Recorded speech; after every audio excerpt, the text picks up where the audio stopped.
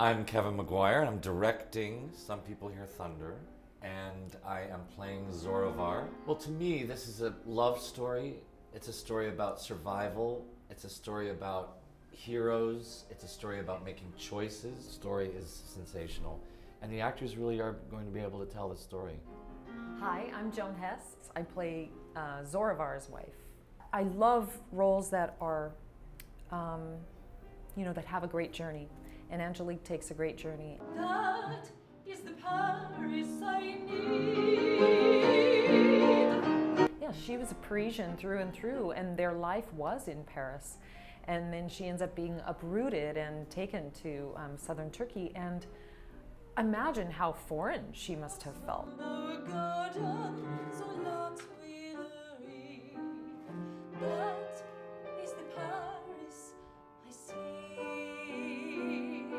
Did 5 Broadway shows. I worked at Lincoln Center. I've worked with some amazing, remarkable people, and I love working on new pieces. I just love to be inspired by material. This is the first time that I've worked on an original show, and I'm really, really excited.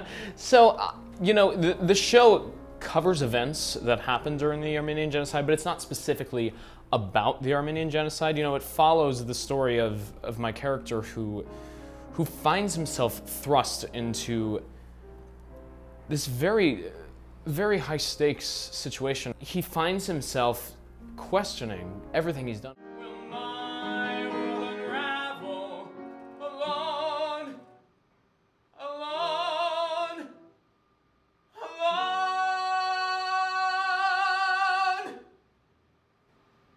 just to be on my own. 3 or 4 of the scenes take place in New York. So we have dancing. We have American dancing. We have waltzes and tangos, and we have tap. And her fantasy of their first date, they tap. My name is Rachel Rudd-Stevie, and I'm playing Carol Chapin, who is the girlfriend of Jason, the reporter who goes over to Turkey. Ice covered the ground, wind made it much colder, but warmth was all I found. I lay on his golden shoulder walking, and we spent the whole night talking. What's really neat is, so I'm only in the parts of the show that take place in New York. And so the music that is in New York has a very different feel from the music that's in Turkey. So I think the audience is it's going to be a really cool experience for them to see the differences. I'm from Albany, New York, so I'm really excited to be going home and bringing this story to the Capital Region. I'm so happy with the cast.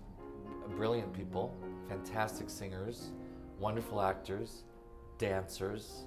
I'm thrilled. I'm thrilled. And New Yorkers and some people that are up there in Albany will be joining us. I got Les Miserables, and I was in that on and off for 12 years. I did Secret Garden National Tour. I did Phantom of the Opera. I did Jane Eyre. Sorrow, such fear of what to come about tomorrow. No more songs here, no more laughs here, no more sadness. I directed 56, I think, at last count. 56 plays and musicals. I'm from the Albany area, from a town called Hoosick Falls, New York, and proud of it. Albany is a very special place, especially when it comes to the holidays. Associate it with very fabulous soups, which my aunt's great at. So I love that this is a story that I feel like should be told, that should be basic knowledge. My character comes in and sings the song They Came, and I have to convey all of the information of this is what's happening, and this is what happened to me, and this is how we survived. Well, when I'm singing They Came, and I don't think the characters I'm explaining it to understand how awful it is or exactly what's going on. I took the lead.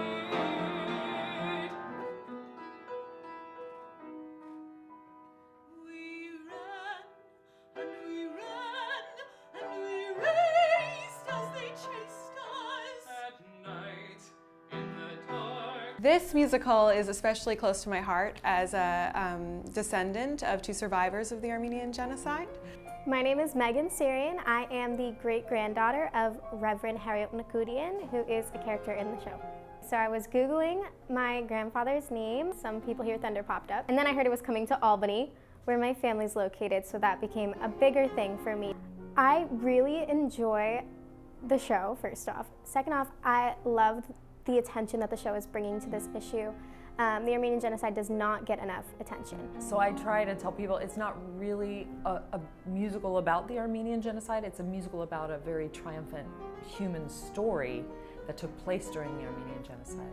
And there's some gorgeous music about the death marches. There's also tap dancing and belty musical theater numbers. And I would just say that I think it has both. I think it tells this incredible story, but I also think it's very entertaining and fun, and there are comic moments. There are a lot of uplifting moments. There are a lot of causes for celebration. And I think that that's an important part in this story as well. I'm Josh Smith. I'm musical director for Some People Hear Thunder. Audiences are going to be hearing this brand new music, and they're never going to be bored. Beautiful melodies. There are raucous, exciting pieces. There's really something for everybody in there.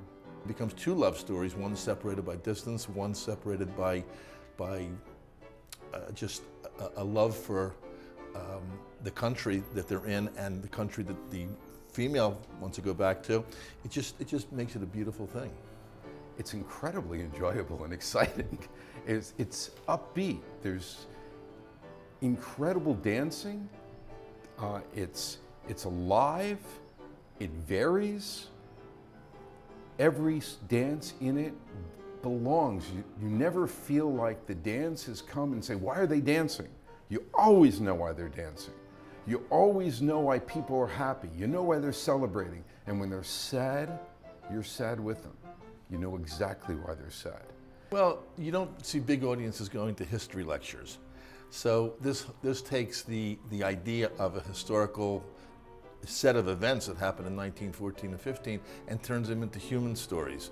And that's what makes absolute and total sense. You know, if anyone could come away from this show with that message that, you know, to hang on to hope at all costs, and that there is, you know, there is something beautiful to look at in every situation, in every circumstance. We can